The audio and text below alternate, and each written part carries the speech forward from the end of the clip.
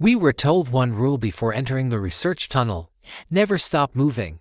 No one explained why. They didn't have to.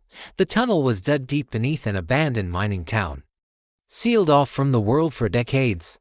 Our job was simple on paper: inspect structural damage and get out before sunrise. 5 of us descended into that suffocating darkness. The air was immediately wrong. It was warm, humid, clinging to our skin like a fever. 10 minutes in, we heard the first sound. It wasn't footsteps. It was a dragging noise, heavy and rhythmic. The sound of something pulling its immense weight forward. "It's probably just debris shifting," someone said, their voice trying too hard to be calm. And that's when the dragging stopped. The silence that followed was worse than the noise. Then, a new sound replaced it. A frantic, wet crawling. It was fast, panicked, like something that had just been born and didn't know how to use its limbs yet. The tunnel lights, our only connection to sanity, began to flicker violently. In a moment of absolute blackness, something brushed against my leg.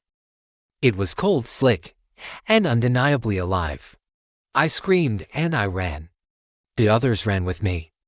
Behind us, the crawling sound morphed into a full-on sprint. We could hear the sickening crack of bones snapping and resetting, limbs slapping against the stone walls as it gained on us. Our headlamps danced wildly, casting insane shadows that made the tunnel feel like a living throat. Then Mark tripped. The sound he made wasn't a scream of pain. It was a wet, tearing noise that ended far too quickly. We didn't dare look back. He just ran harder.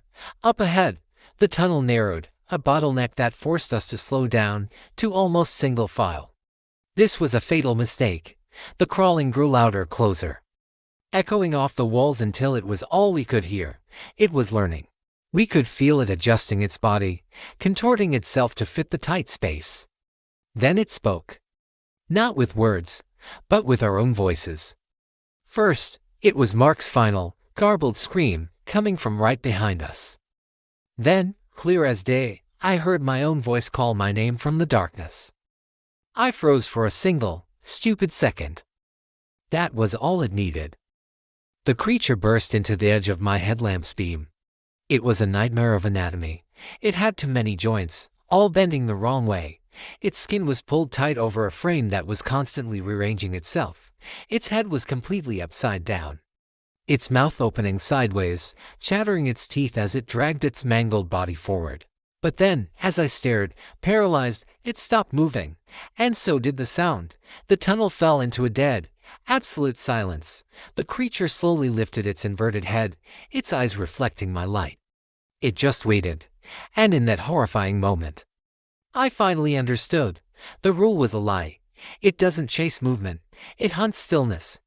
It punishes you for stopping. I ran. It let out a shriek that was a chorus of all our voices combined. Only one of us made it out that night. The official report says the others were lost due to structural collapse. But I know the truth. Sometimes the seismic sensors they left down there still detect movement, sudden, violent bursts of activity deep beneath Earth. And then, just as suddenly, nothing, because somewhere down there, in the absolute dark, something is crawling, and it's just waiting for you to stop. Thanks for watching.